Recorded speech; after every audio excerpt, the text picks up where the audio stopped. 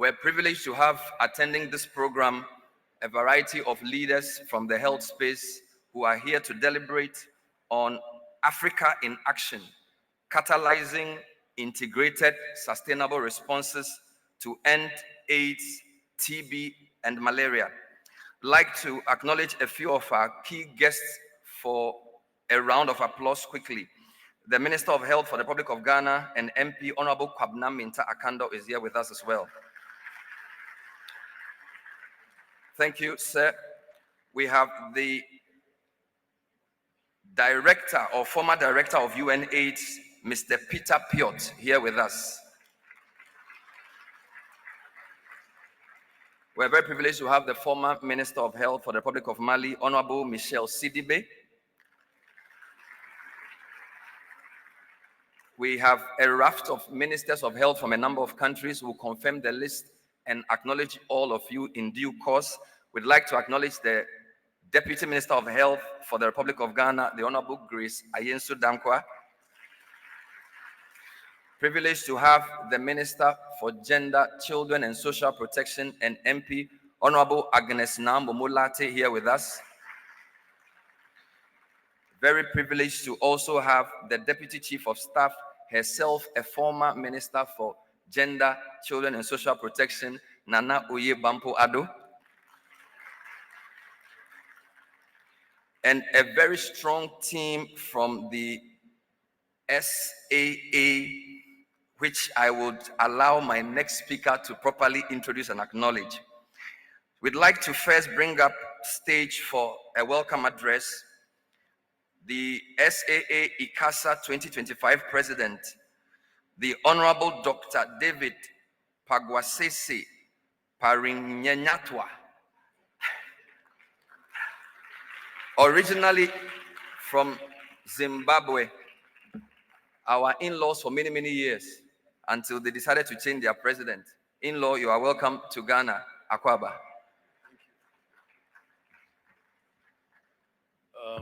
Thank you very much, Master of Ceremonies, who is also the Director of Programs.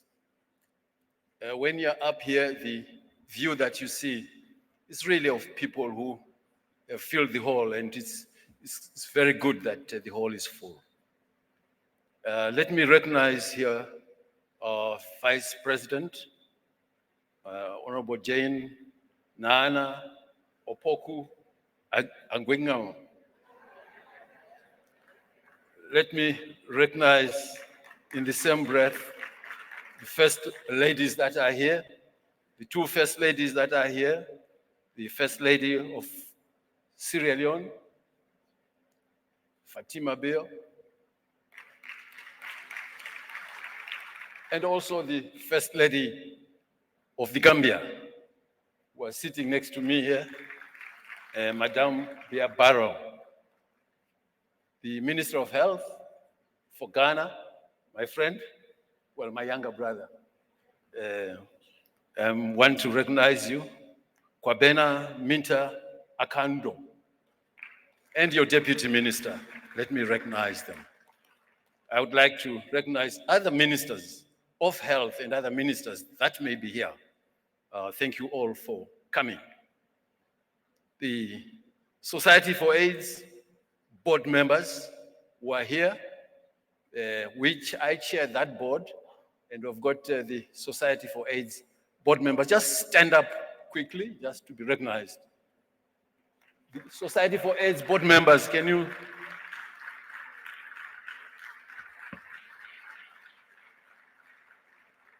I'd like also to recognize the trustees for Society for AIDS in Africa, who are the runners of ICASA. The trustees, I only see Professor Sheila Klo from Botswana. Let me also recognize the founders of the Society for AIDS in Africa. These are very important people to us, because without them, I do not think that we will be where we are now. And I would like them to stand up and be recognized.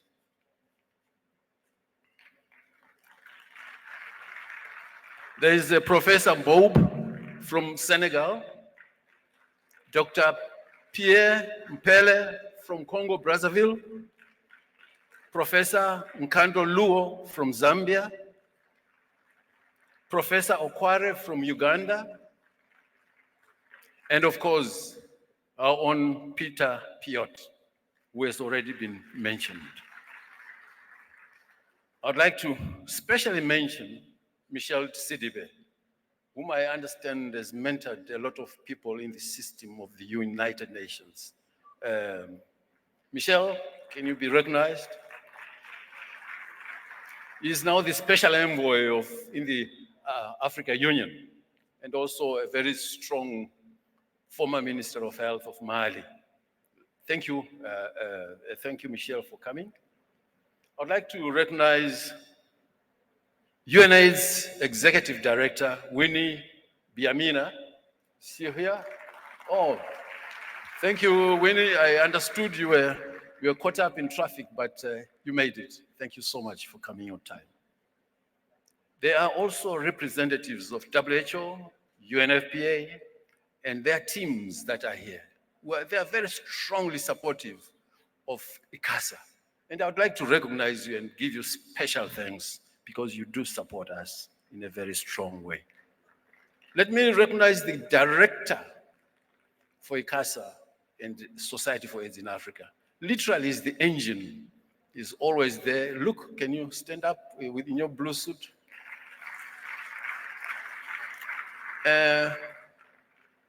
Honorable Vice President, ICASA is based in Ghana. Our headquarters is here in Ghana. I come here quite frequently from Zimbabwe to Ghana, so I now know the streets like that. So we think that we've been here for about 18 years, and it's high time that you recognized us, especially in terms of diplomacy.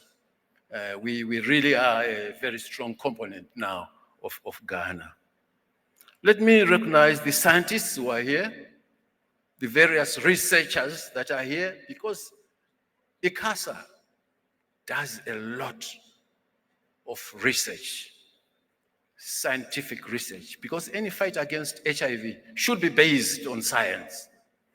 So we do have a lot of researchers here, professors from the various universities that are here. I noticed quite a few of them. We've got people living with AIDS who are here. But as you know, if you have been diagnosed HIV positive, you start medication immediately. And in due course, your virus becomes undetectable in the blood. And therefore, you don't transmit HIV. And let's teach ourselves that. If you are HIV positive, take your drugs. And to keep you fit, at the same time, you want to transmit. But still, use a condom. I want to recognize the youths that are here. I'll just say that HIV is still rising. Let's not be complacent. People think now HIV is ending. Yes, would like it end by 2030. And when we say HIV is ending in 2030, we simply mean that it will not become a public health danger. So that's what we're trying to do, to aim at 2030. And that's why we have these conferences. And that's why you are here, to target 2030, using science, using the community, people living with HIV, and using leadership. That's why the leaders are here, the first ladies are here, UN system is here, the chiefs are here, the academicians, all those are leaders. We think that this is a very good platform. I would like to recognize members of the diplomatic corps that are here. I've seen a few diplomats here. I'd like to recognize them. A few senators that are here. Some have come as far back as from South Africa, from Zimbabwe. I see some senators here from Zimbabwe. Let me recognize you. The media, you're key, very key, because they can turn a story around to be positive or to be negative. But as we fight HIV, it's not a question of negativity or positivity. It's just getting the facts and passing on to the populations so that you help mobilize people. Well, every 2 years we have ICASA. Every 2 years. This is one of those 2 years. And we selected Ghana for the reasons that have been mentioned. We're very proud of Ghana. We're based here in Ghana. We believe that Ghana will harness the West African communities. We think that Ghana is doing well in its health systems. We believe also that you're fighting HIV in a very, very forthright manner. And I want to thank you so much, Minister, for that. So we have these every 2 years, starting 1989, when half of you were not yet born. So we've been having these. 2 years ago, we had that in Zimbabwe. Before that, 2 years before that, it was in Durban. 2 years before that, it was in Rwanda, and so on and so on and so on. You can go back. We hope that 2029 will have another ICASA in one chosen country. Each country, a country bids to have ICASA. And we hope that we will be announcing who is our 2029 ICASA host. But ICASA is the only truly Pan-African platform where we articulate issues of HIV. Truly Pan-African. Because Africa is the epicenter of HIV. And Southern Africa is the core of the virus. So it is right that we have ICASA, which is for Africa, for the Africans, where we can articulate issues by Africans, for Africans, where we look at research for Africans, where we are saying, where are the medicines for Africa? Where are the research stations for Africa? Where are the manufacturing companies for Africa? So this is what ICASA is all about, to mobilize that political will, to mobilize science, to mobilize communities within the African context. But we get visitors from everywhere. Like here, we're represented by 84 countries worldwide. But already our statistics are showing this is going up. So we're very pleased that ICASA is providing that platform. I can tell you, I could go on, but I've decided that at this point in time, I really want to welcome you to ICASA 2025 in Accra, and hope that we have a fruitful meeting here in Ghana, and we have resolutions that we can follow up within the next 2 years. I thank you.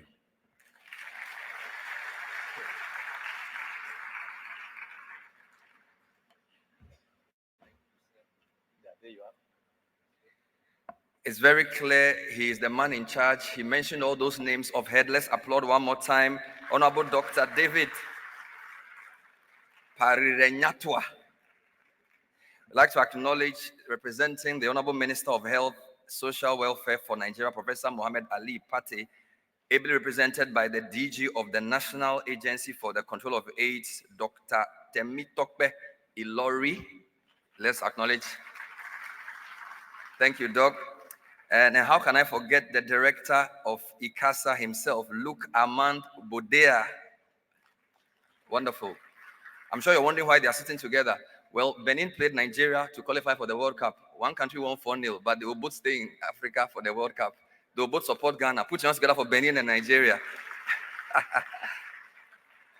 So we've been told the objectives of this program, including driving the continent's progress towards the triple elimination of AIDS, TB, malaria, strengthening cooperation.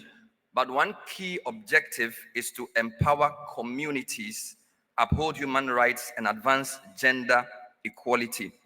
And so we value the role communities play, and would like to bring up the rep from the community, HIV community, Miss Priscilla Addo, to bring us some remarks on their involvement in ICASA 2025. Put your hands together for Miss Priscilla Addo as she comes to speak on behalf of the community. Mandela said it's a long walk to freedom. It's a long walk to the stage. So you need to applaud for a bit longer, please. Thank you. Thank you very much.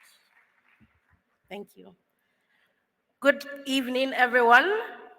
Your Excellencies, distinguished ministers, leaders of regional bodies, representatives of civil society, community networks, developmental partners, young people, researchers and advocates, all protocols observed. My name is Priscilla Ama Ado, a young person from Ghana, working to elevate the voices of young people in the HIV movement and SRHR. As a young person, it is an honor to be here. We meet at a critical time when Africa is being tested and stretched. A moment of profound uncertainty, rising inequalities, and tightening resources. And yet, this gathering is a testament that we are resolving, we are resilient, we are determined, and we can chart a future where every life is valued and no community is left behind. We gather here today as custodians of a legacy built through courage, as witnesses to a present defined by both progress and fragility, and as architects of a future that must be shaped by equity, integrity, and the unwavering belief that Africa can and will lead. ICASA has always been a mirror. It reflects who we are, where we have come from, and where we must go. It reminds us that the HIV response in Africa has never been sustained by institutions alone, but by people, by you and me, by communities who refuse to accept what the world told them as impossible. Africa's journey through the HIV epidemic is one of the most remarkable collective actions in modern health and in public health. I am too young to remember, but I remember the stories my mom used to tell me when we used to go for our medications. Treatment was a very distant thing. It was a distant hope, actually. And funerals were a weekly rhythm. When communities used to meet at such dire time, every time they met, the numbers were reducing, meaning people were dying. You would see them today, next week, next month, you will not see them anymore. That was the reality. And luckily, I did not come to meet that reality because treatment is now available. We remember when stigma silenced families and policy did not protect us. We remember when activists, women groups, PLHIV networks, youth networks, sex worker movements, and LGBT organizations stepped into voids left by government and donors. When communities opened makeshift clinics under trees, established treatment literacy circles in churches, and organized support groups in informal settlements. Communities have been in action since the very beginning. They have been the first respondents before even the term existed. They brought people into care when there was no care to offer. They demanded medicines when global politics said they were too expensive for Africans. They shaped treatment guidelines, reshaped global debates, and confronted international institutions on access until access to life-saving treatment became a right rather than just a privilege. Millions of Africans are alive because communities refuse to be passive. They force the world to pay attention. They challenge complacency. They insisted on dignity. Our past teaches us something essential. Every advance in the HIV response, from treatment access, human rights protection, community systems, new science, emerged because communities pushed for it. We honor that past, but we cannot cling to it. We have to remind ourselves that courage and inevitability has created progress. Now we look at the present. Progress is under threat. Africa has achieved extraordinary milestones, no doubt about that. Treatment access has expanded dramatically. Many countries have reduced mother-to-child transmission. Differentiated service delivery models have reshaped care. Peer networks reach adolescents. The formal system might have been overlooked, But organizations serve as the bridge between the clinics and households, often becoming the single most trusted point of support in the continuum of care.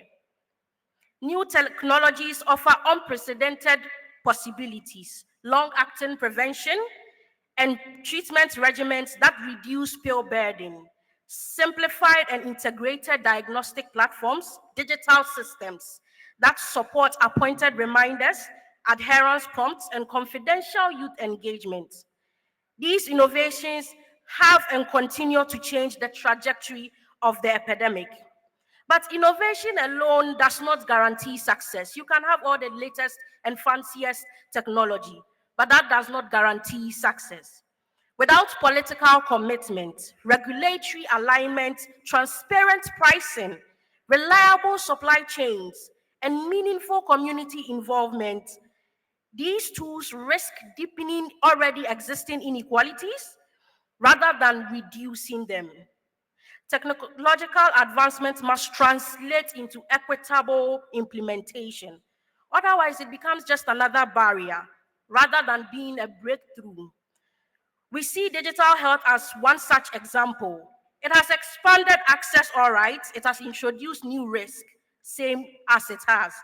Data privacy breaches, online discrimination, surveillance, and unauthorized sharing of sensitive health information has deepened marginalization. A rights-based approach to digital health is not optional. It is a fundamental basis to building trust and safety. Now on to the shadow of funding cuts. You and I know what has been happening. Across the continent, we are confronting the alarming reality: shrinking development financing. Civil society organizations are downsizing and many have closed down. Community-led monitoring groups are losing support. We are seeing safe spaces for adolescent girls and young women disappearing completely.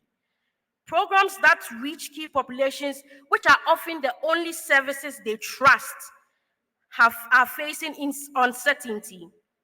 Governments are being asked to do more with less, even as the epidemic becomes more concentrated among the most vulnerable. The message is clear.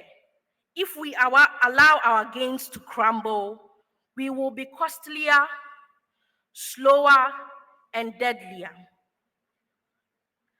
Advanced HIV disease, a silent emergency that is creeping on us all.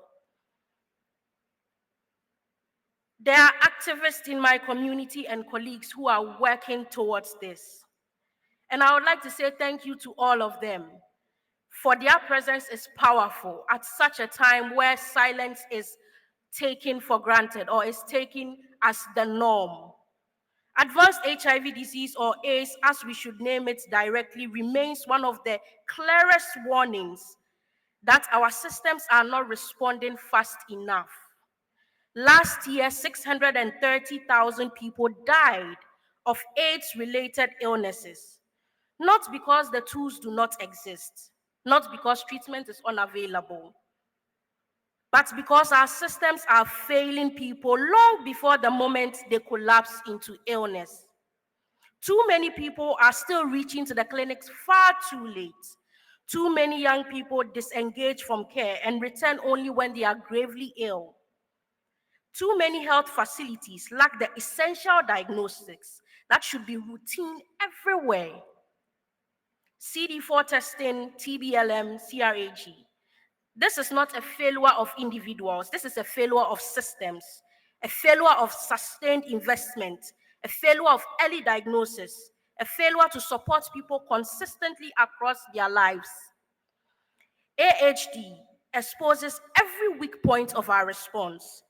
When stigma keeps people away, when budgets are cut, when supply chains break, when governments deprioritize the very tools that save lives. But advanced HIV disease is also a call to action, a very loud one, an urgent one, to every government represented in this room.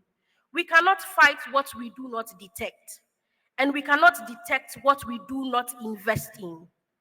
The people standing beside me when it comes to AHD are not here to be symbolistic, but they are here as a reminder that AIDS is still killing our communities unnecessarily, unjustly, and in silence, and that silence must end now. Now, on to the weight on civil society and communities. Civil society and community led organizations are carrying more of the HIV response today than ever. They are finding people missed by the traditional outreach. They are bringing back individuals to care after long absences. They are navigating stigma, discrimination, and legal barriers. They are often the only providers trusted by key populations. They operate in contexts of insecurity, political instability, and chronic underfunding. Yet they are the first to experience the cuts, the first to lose staff, the first to be excluded from planning, the first to be asked to do more without support. This contradiction must end. Community-led responses are not an accessory to the HIV response. They are a foundation of its success. Without them, health systems fracture and people slip through the cracks, and it must simply not continue. Now, on to the future. To me, I believe the future is very bright. And I wouldn't want to live in a future where I have to be scared or insecure or feel uncertain. I believe we can do better. And we must do better. We all here have hope for the future. Africa's future in the HIV response will depend on our courage, our innovation, and the willingness to confront uncomfortable truths. We have to admit to ourselves, have we really come as far as we dreamed we would be? Will we continue to shift global targets? We must build a future defined by equity, where the circumstances of a person's birth, identity, or income does not dictate their access to health. A future defined by evidence, not ideology, by compassion, not punishment, by the meaningful leadership of communities, not tokenistic participation. It will depend on domestic leadership and financing. It will depend on our ability to trust communities and to fund them directly. We must invest in new innovation. Innovations must serve people.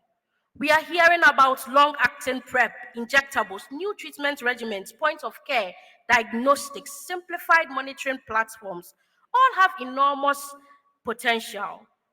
Again, potential is not progress. We must transform these tools to real-world impact, to the African context. And we must work on securing fair and transparent mechanisms for them all and ensure that community involvement is in designing, planning, and rolling it all out. On to domestic resource mobilization. Africa can lead. If you walk away from here today, I want you to remember that Africa cannot continue to depend on external resources alone. This year has taught us that much. When donors cut, our countries bleed. When global politics shift, our communities pay the price. Africa must strengthen domestic resources mobilization for health. This means fairer tax systems, stronger public financing management, dedicated national health funds, and investment in community-led systems that are accountable and transparent. Domestic financing shouldn't be a slogan that we sing every time we meet. It should be a commitment to sovereignty. It is a commitment to sustainability. It is a commitment to the dignity of African lives. Sustainability is not cheap, and we must do that with focus. We cannot spread limited domestic funds across too many priorities. That is simply not feasible. We must prioritize, we must protect the core elements that have proven effective: testing, treatment, prevention, community led services, and the shift towards person centered care. Now, I see a people centered future where the future puts people at the center. And the people are not only statistics or buzzwords, they are actually recognized as people. Young mothers who fear disclosing their status, adolescents balancing treatment with school pressures, key populations whose access to care is blocked by criminalization, men who delay testing until they are critically ill, older adults aging with HIV, children living with HIV who are struggling to access optimal pediatric regimens. These are all people. The future of our response must confront the realities that dehumanizing policies are what continue to restrict key populations from accessing treatment and care. And we simply cannot build a future on equality if we do not remove these legal and social barriers, protecting human rights, investing in gender responsive programs, and creating systems where every person can seek care without fear of punishment or prejudice. At ICASA, I have a call to action for all of you here. At the end of this conference, we must produce commitments that are measurable and that can be lived, that can bear fruit in our realities, not soft commitments that disappear after the closing ceremony. We don't want to see that.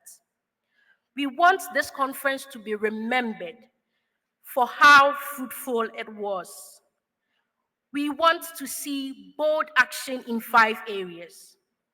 The first is to protect community-led responses, directly financing community networks, securing their space, strengthening their capacity, because they are the foundation of the HIV response in Africa. Number 2, tackled advanced HIV disease, scale point of care for CD4 testing, ensure access to diagnosis and optimal treatment, strengthen early detection, commit to more integrated community programs that keep people in care. Number 3, reverse the fall in prevention. We need to expand access to PrEP for young people, invest in prevention programs for adolescent girls and young women, key populations, and people living in humanitarian settings. Number 4, we have to secure sustainable financing. We must protect investments made by the Global Fund and other international financing partners. At the same time, increase national health budgets, ensure transparent allocation, and commit to predictable domestic financing. Number 5, accelerate equitable access to new technologies. Commit to regional pooled procurement, support local production, and work with regulatory authorities to shorten timelines and ensure that access gets to those who need it most. The future is worth fighting for. We stand at a turning point. I believe it is now or never. Our past has shown us what is possible. Our present warns us what is at risk. And our futures depend on the decisions we take today. Actually, the decisions we take this week. Every life matters, that we all know. Every mother has the right to treatment. Every community has the right to safety. Every health worker has the right to resources. And every advocate has the right to speak without fear. If we choose courage, we will continue the path toward ending AIDS as a public health threat. If we choose hesitation, I am not sure I'll be here in the next 20 years. So please choose wisely. Let ICASA be remembered as a conference that refused to retreat. Let us be remembered as a moment when Africa protected its progress, reclaimed its leadership, and recommitted to people-centered response. The fight against AIDS is barely beginning. And I believe Africa is ready. We are ready. I thank you.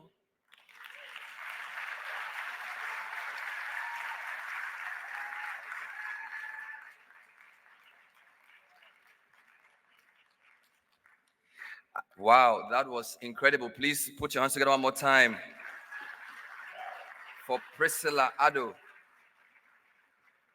Erudite, eloquently delivered, poetic, powerful. And thank you, ICASA, for giving voice and visibility to the Gen Zs. Let's applaud it one more time. That was amazing. Wow. This is the kind of future we have for the continent. There's hope. Just that the speeches must be a bit shorter, but the power was there. So we like it. Wonderful. The Minister of Health was twitching in his seat because he He has a flight to catch in less than 30 minutes. So I hope he's well advised to make his speech very short. So Honorable Kwabena Mintah Akando is Ghana's Minister of Health and also a Member of Parliament. He will bring us some, hopefully brief remarks. Let's welcome the Honorable Kwabena Mintah Akando. Don't forget Mandela, long walk to freedom, long. Please keep clapping, long, long.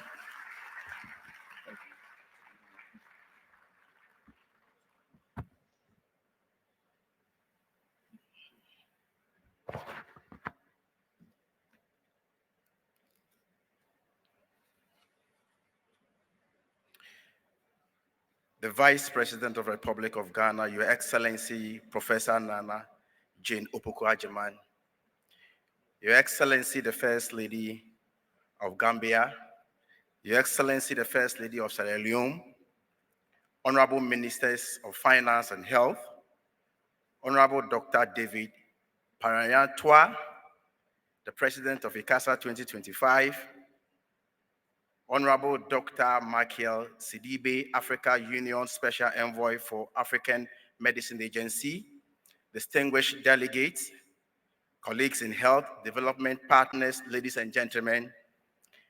Before I proceed, allow me to acknowledge and honor the remarkable ambassadorial role played by Her Excellency, the First Lady of the Republic of Ghana in advancing HIV and AIDS advocacy, both nationally and across the continent.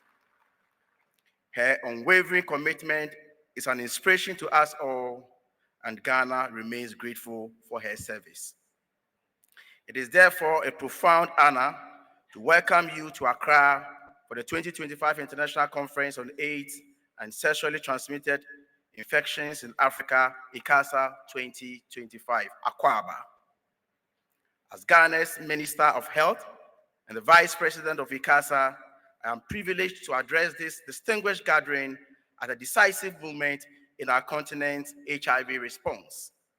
ICASA is not merely a technical convening, it is the premier African platform where science meets policy, where community experience informed leadership, and where political commitment is transformed into collective action. It is here that new evidence shapes stronger strategies, partnerships evolve into shared responsibility, and Africa's vision for health sovereignty is asserted with clarity and conviction. Our 2024 national estimates reveal both impressive progress and serious challenges. Ghana has approximately 334,721 people living with HIV, including over 18,000 children under age 15. Adult prevalence stands at 1.49%, with 15,290 new infections and 12,614 AIDS-related deaths recorded last year. Encouragingly, virus suppression among those on treatment has reached 90%. Prevention of mother-to-child transmission stands at 99.3%, nearly universal. Yet, treatment coverage remains inadequate. Only 47.5% of adults and 35.8% of children living with HIV are receiving therapy. This treatment gap remains the single largest threat to achieving epidemic control. The epidemic is unevenly distributed across the country. Greater Accra and Ashanti regions account for nearly 40% of all new infections. Adolescents and young adults aged 10 to 24 years contribute almost 1/3 of new cases, with adolescent girls and young women disproportionately affected due to entrenched gender inequalities and socioeconomic vulnerabilities. Key populations, including female sex workers, men who have sex with men, people who inject drugs, transgender persons, continue to face reduced access to services due to stigma and discrimination. Tackling these inequalities is an essential requirement for achieving epidemic control. Ghana's progress towards the UN AIDS 95, 95, 95 is as follows. 68% of people living with HIV know their status.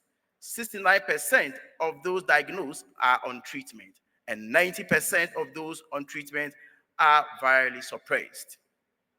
The most urgent gap is treatment enrollment.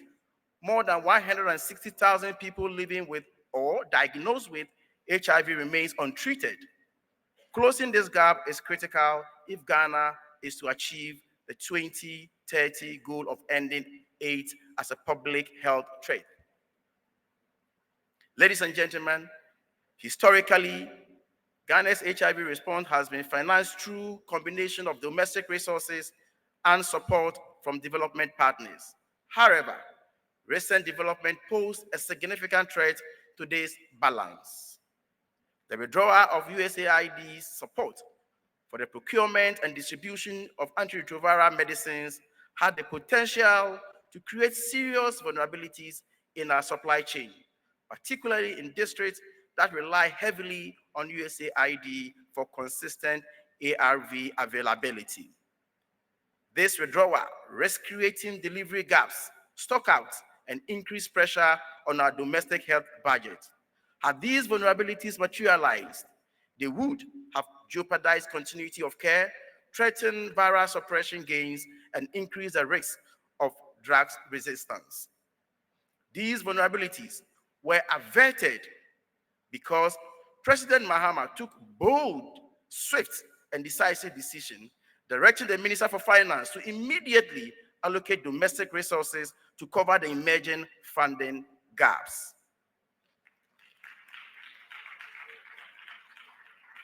This intervention ensured uninterrupted ARV supply nationwide and protected the integrity of Ghana's treatment program. Building on this decisive response, Ghana is now advancing through critical reforms, operationalizing the National HIV and AIDS Fund to provide dedicated, practicable domestic financing for treatment, prevention, and commodity procurement. Integrating essential HIV services and progressively selected HIV commodities into the National Health Insurance Scheme to guarantee sustainable, locally anchored funding for the HIV response. We are also accelerating the local manufacturing agenda for HIV commodities, including ARVs, condoms, and diagnostics, with targeted investment, regulatory strengthening, and structured market commitment. Ghana seeks to reduce its dependence on the external supply chain and position itself as a regional hub for high-quality HIV commodities. This is central to Africa's broader health sovereignty agenda. Ghana's challenges are shared across the continent. Declining donor support, fragile supply chains, and persistent health system constraints strengthen collective progress. The African Health Sovereignty Summit, held in Accra earlier this year, reaffirmed that Africa must lead in defining, financing, implementing its own health priorities. Health sovereignty calls for robust systems, locally grounded policies, and unwavering commitment to the rights and dignity of all people living with HIV. The theme of ICASA 2025, Innovation and Inclusion, aligns strongly with Ghana's vision for a resilient health system. Integration requires embedding HIV prevention, testing, and treatment within primary health care, reproductive health, and universal health coverage systems. Innovation demands Africa-led solutions, digital transformation, and differentiated services delivery models. Inclusion requires that no one is left behind, especially women, adolescents, and key populations who remains at heightened risk. Through the Ghana Medical Trust Fund, popularly known as Mahama Cares, we are strengthening sustainable financing and the integrated delivery of chronic care services. Separately, the free primary health care program, which is distinct from Mahama Care, is expanding universal access to prevention, early detection, essential care by removing financial barriers at the point of service. Together, these initiatives reinforce Ghana's commitment to accessible, equitable, and resilient healthcare for all. Ladies and gentlemen, the goal of ending AIDS as a public health threat by 2030 remains within reach, but only if we act with urgency, solidarity, and determination. As we open ICASA 2025, let us commit to closing the treatment gap decisively, dismantling stigma and discrimination, strengthening domestic financing, protecting the rights and dignity of all people living with HIV, advancing African leadership in defining and delivering our health agenda.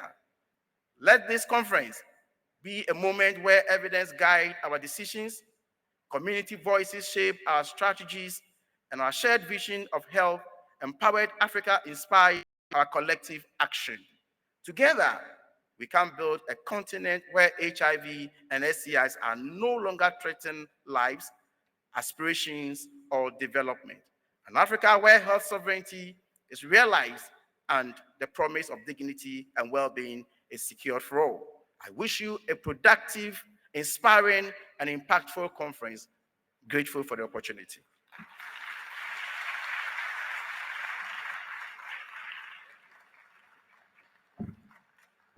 Thank you very much, Honorable Minister of Health for Ghana, the Honorable Kwabena Minta Akando. We are still here at ICASA 2025. We now want to hear a message from the WHO Regional Office for Africa. And this message will be delivered via video link. Let's receive Dr. Mohamed Janabi, who brings us some remarks for ICASA 2025. Your Excellency, President John Dramani Mahama, President of the Republic of Ghana, Honorable Ministers, Dr. David Pereira, ICASA 2025 President, civil society leaders, distinguished guests, ladies and gentlemen. I wish I could be there with you in Accra today. The timing of other commitments makes that impossible, but I'm grateful for the chance to share this message as we open ICASA 2025. My warm thanks go to the government and people of Ghana. You have welcomed this conference with your characteristics, generosity, and leadership. Accra, to me, has always been a place where Africa's public health ambitions gain strength. This year, that spirit feels even more important. Global health financing is tightening. Donor priorities are changing. HIV, TB, and malaria programs are feeling the strain. These shifts are difficult, but they also push us towards something essential. Responses that are African-led, sustainable, and built to last. Responses that promote, provide, and protect health and well-being. This year also marks 35 years of the Society for AIDS in Africa. WHO salutes their commitment to strengthen the HIV response, especially as we move closer to 2030 goal of ending AIDS as a public health threat. Across the region, progress shows what determination can deliver. Since 2010, new HIV infections have fallen by 56% and AIDS-related deaths by 59%. Eastern and Southern Africa have achieved treatment and viral suppression gains one thought beyond reach. Botswana, gold tier certification for eliminating mother-to-child transmission reminds us that ending AIDS is happening. Yet, too many are still being left behind. Adolescents, young women, sex workers, men having sex with other men, and incarcerated population.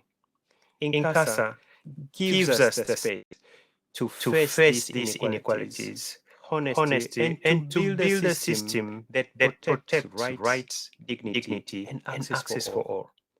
African next steps are clear.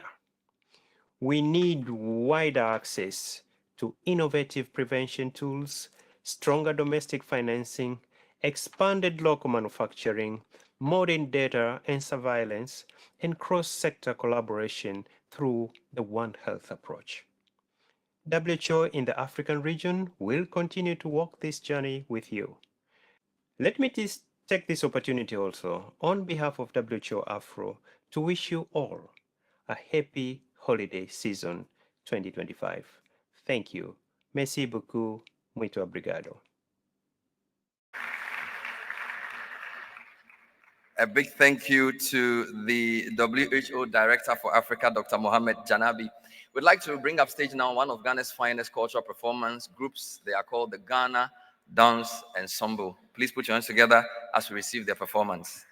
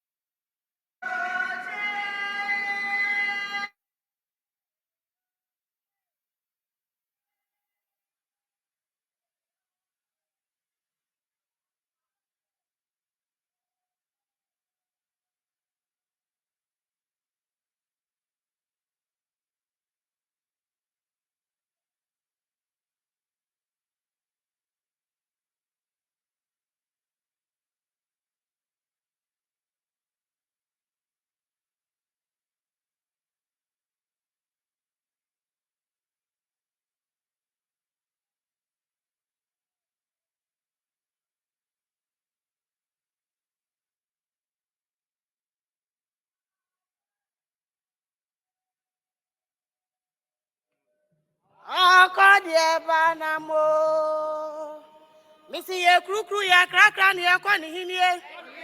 Wasi ye kru ya crackran ya kwa kumase duambo fuchitari kesi ya wiaboswa. Tambro se tutu ampim tina ba homa so wa abramo so. Ejubuti ase ano bodom ti aso sorry prekwa na kwan ya bre. O jembri bri from afa bo aprim prempe. Oh my penny. Yes, nyami amawo utua no my coswo aguro dewo nane yes nyami amawo nane yes nyami amawo ono ne my one no ne my one no ne my one no say tutua ne my one so prefo mampene no o my penny yes nyami amawo utua no my coswo.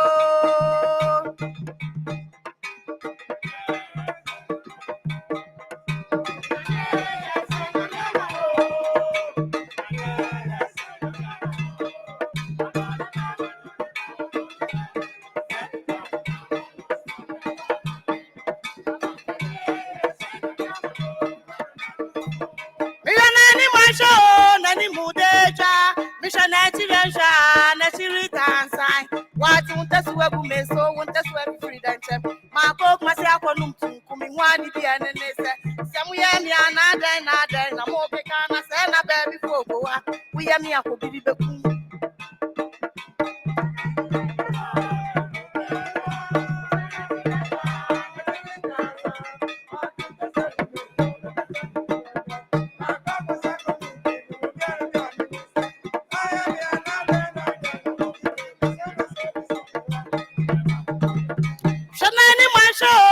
mudeja, ujametirasha, wachirita sign. What won't us web me so won't us web freedom. Marco Masia Conum Kumi Wadi be an nessa.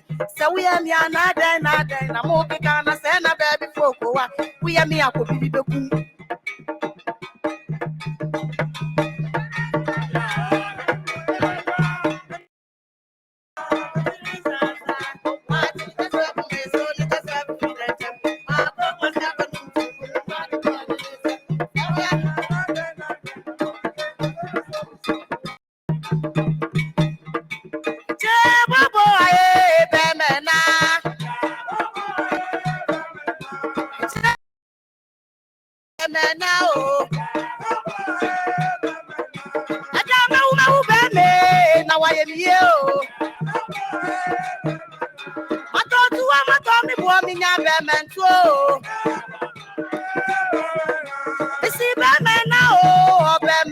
Why?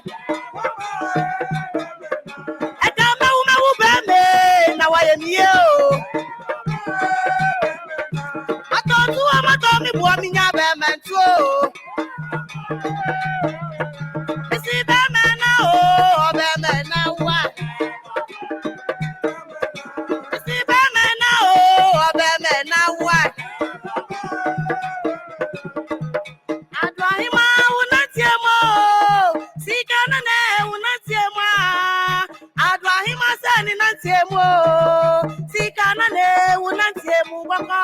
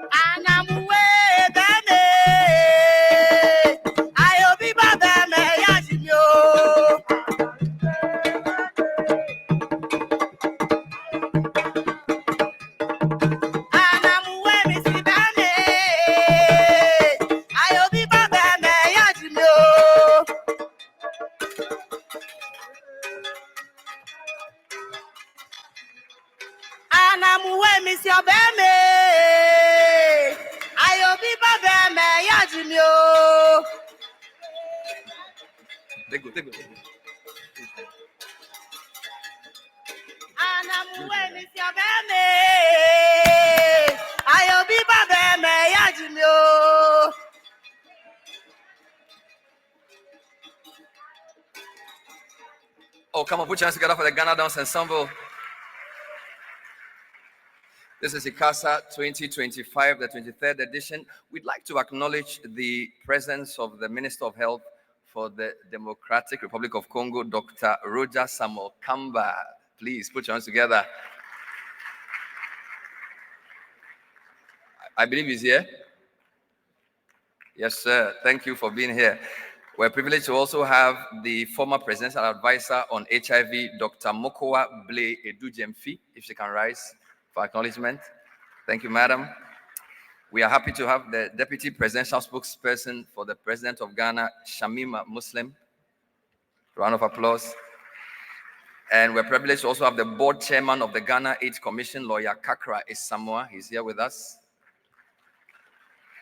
And we're privileged to also have a member of the Ghana AIDS Commission and a member of the National House of Chiefs, Berima Safo Chenebo Akodia Kumewuman Hene, Nana Wadaruma. There's a very strong delegation from the office of the Vice President, led by the senior political advisor, Dr. Ofosu Ampofo. Samuel Ofosu Ampofo, thank you, sir. There's a big team from the Vice President's office. You can all rise, we acknowledge you. Thank you so much, including the spokesperson. Grateful to you for providing support for ICASA 2025.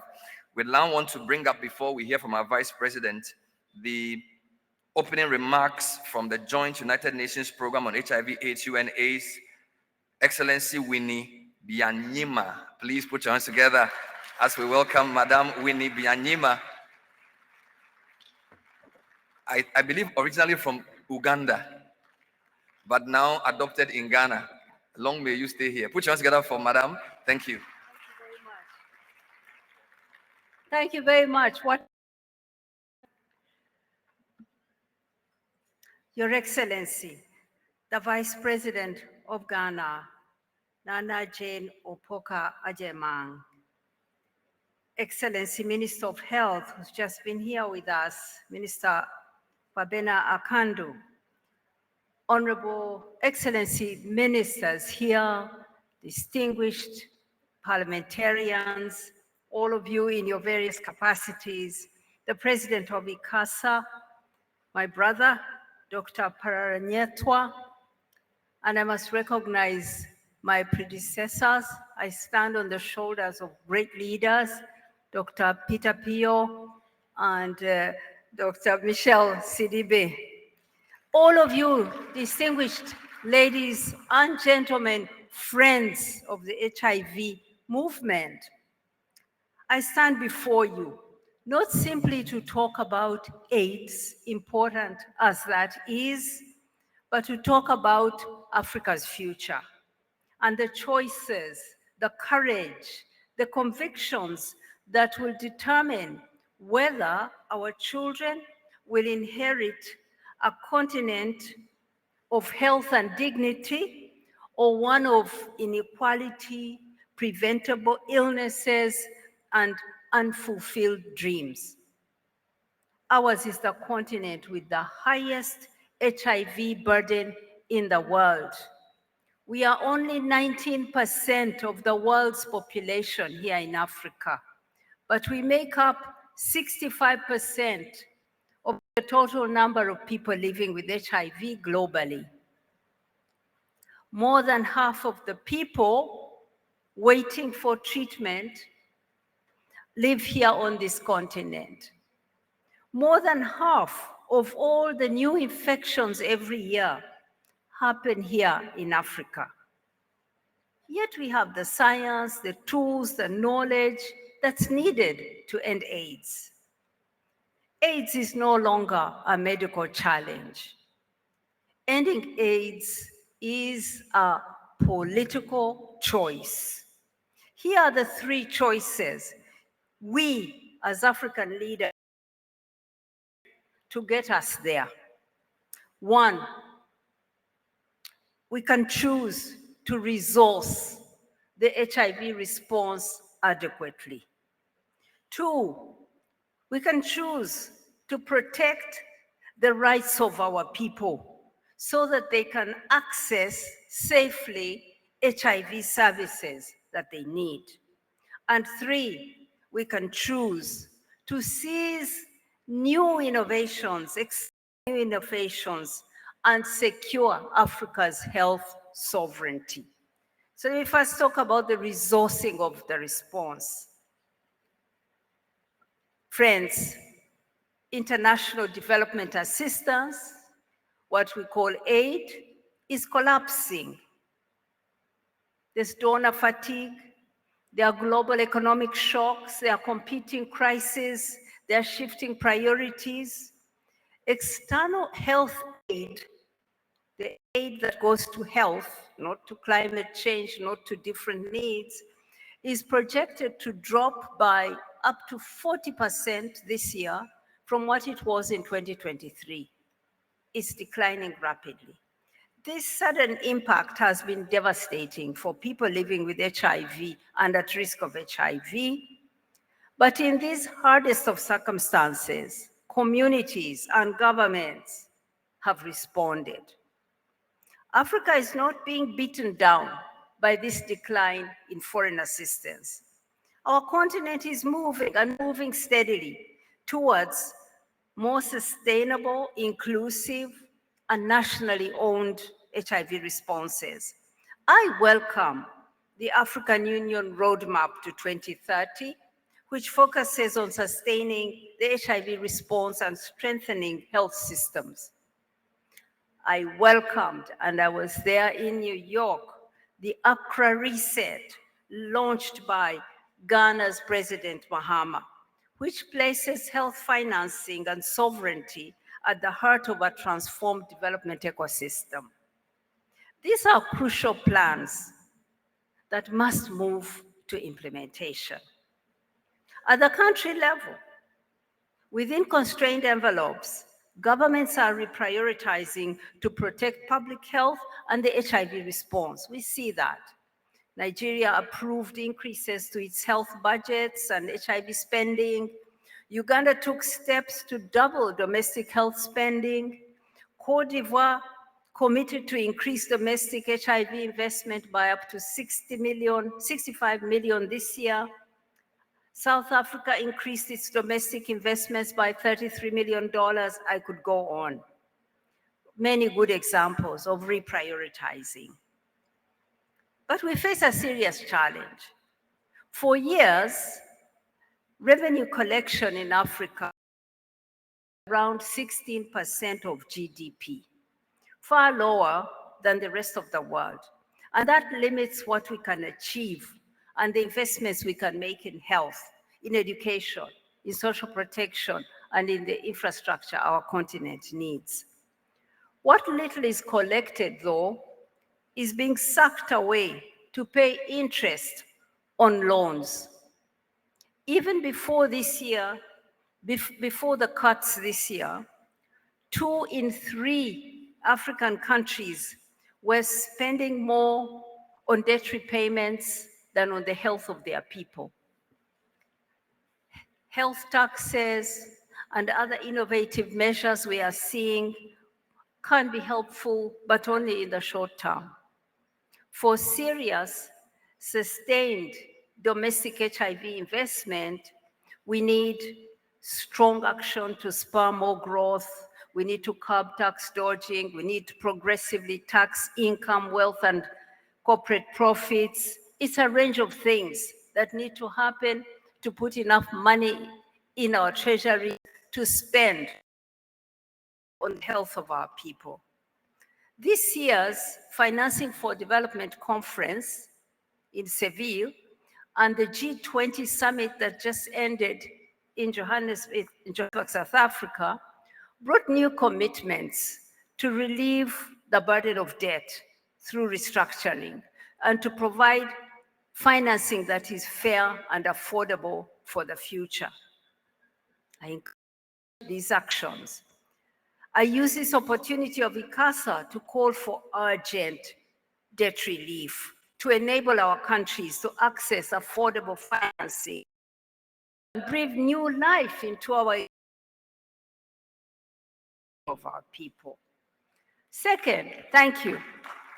On human rights, excellencies, we are preoccupied with the rapid cuts, but in the midst of that, inequality is widening, civic space for our people is shrinking, and we are seeing a determined, organized, and well-funded backlash against human equality, pushing people farther away from life-saving services.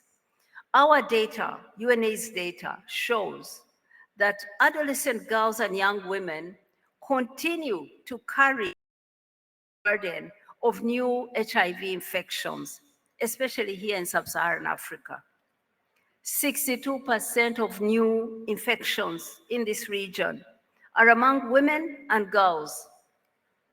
The whole world, 1,000 young women and girls who acquire HIV every week. And of those, 3,300 are here on our continent. They are our sisters. That's power, less protection under the law, less protection under tradition. They have less opportunities. 40% of upper secondary school girls in sub-Saharan Africa are not in school. So where are they? They are in unsafe places. They are at risk of infection. This leaves them vulnerable to sexual and gender-based violence. And women in sub-Saharan Africa who have experienced intimate partner violence in the past year are over 3 times more likely to acquire HIV, a strong correlation between sexual violence, partner violence, and HIV infection. Laws, yet we see laws protecting autonomy and sexual and reproductive rights of girls and women are under threat, high threat today. Some countries have come close to repealing laws banning marginalized groups, LGBTQ people, sex workers, people who use drugs, the communities most at risk of HIV, being pushed away from services by criminalization, stigma, and discrimination. HIV prevalence among men who have sex with men is 5 times higher in countries which criminalize homosexuality. Yet this year, and all this in the last 6 years, every year we do a count, we do the data, we know what's happening all over the world. We've seen rights being won. We've seen laws that criminalize people for their sexual preferences or gender identity. But now, being repealed, but now we see criminalization rising again. That's a concern. But let's be clear also that these laws of criminalizing people for how they choose to have sex or how they identify are not African. They are colonial era imports. They were brought here by those who ruled us. We didn't have those laws. We live. They are now reinforced by global ideological movements. Geopolitical tensions between big powers are playing out on our continent, just like they did during the Cold War. They are bringing culture wars, but these wars for other wars, geopolitical wars that they are fighting. We are being instrumentalized.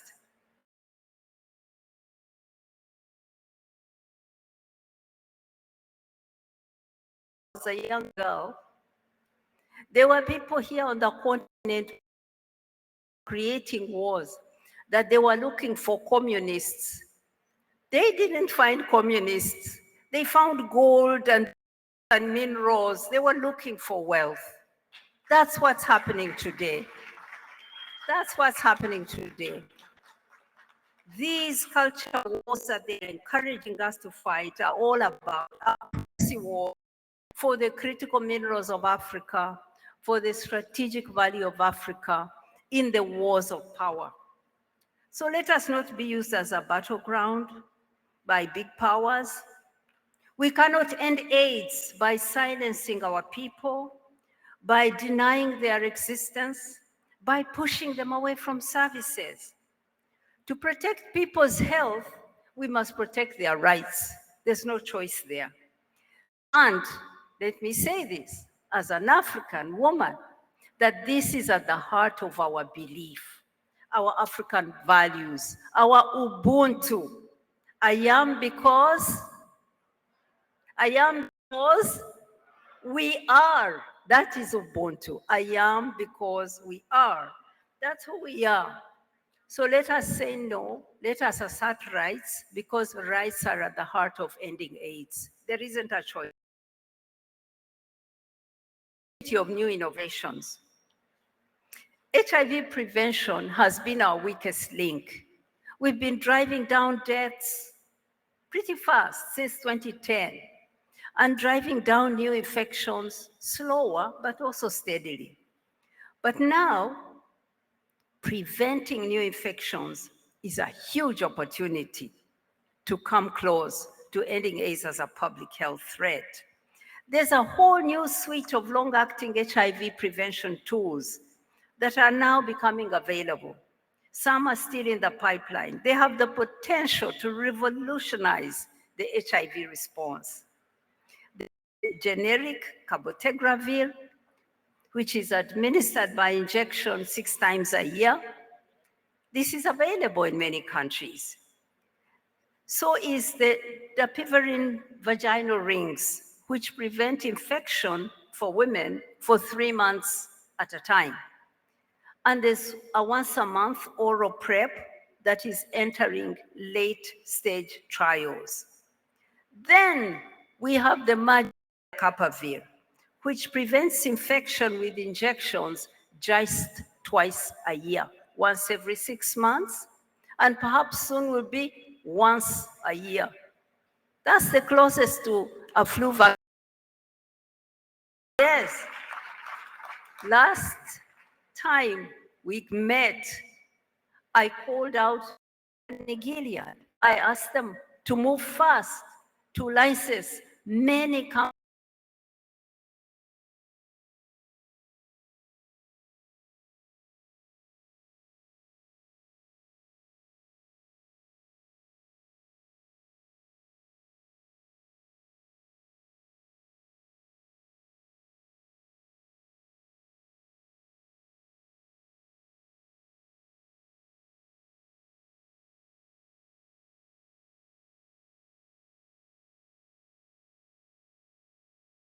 Got the price.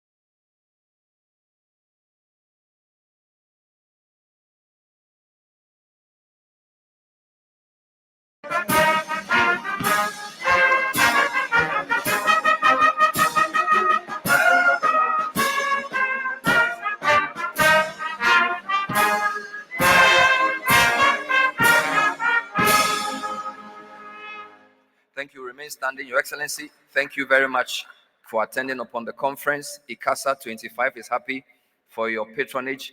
We will remain standing. The dance ensemble will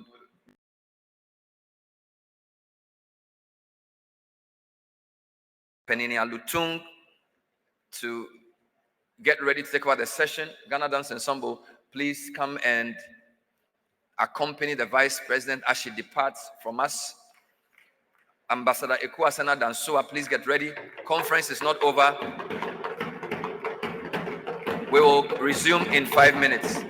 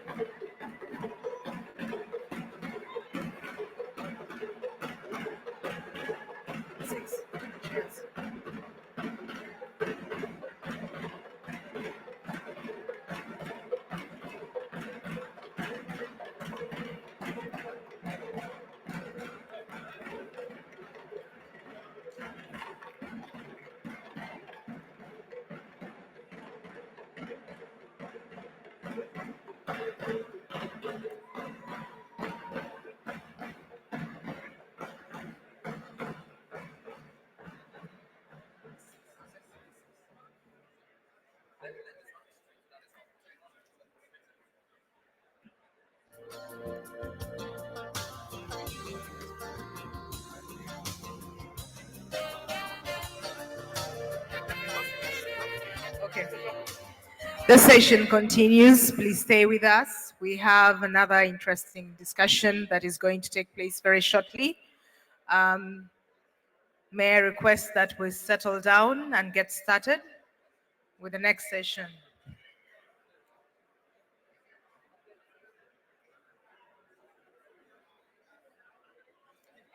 May I request that we get started? The next session is very important for Africa.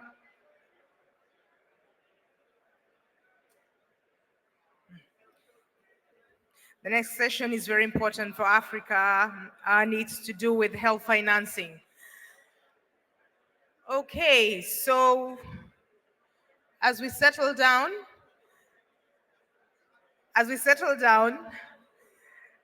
may I get your attention? The honorable ministers here present, dignitaries in your various capacities, distinguished ladies and gentlemen, all protocol observed, good evening. I'm called Dr. Penina Yutung. I'm the Executive Vice President for AHF's Global Programs. The AIDS Healthcare Foundation Global Public Health Institute partnered with the ICASA 2025 to hold 2 high-level summits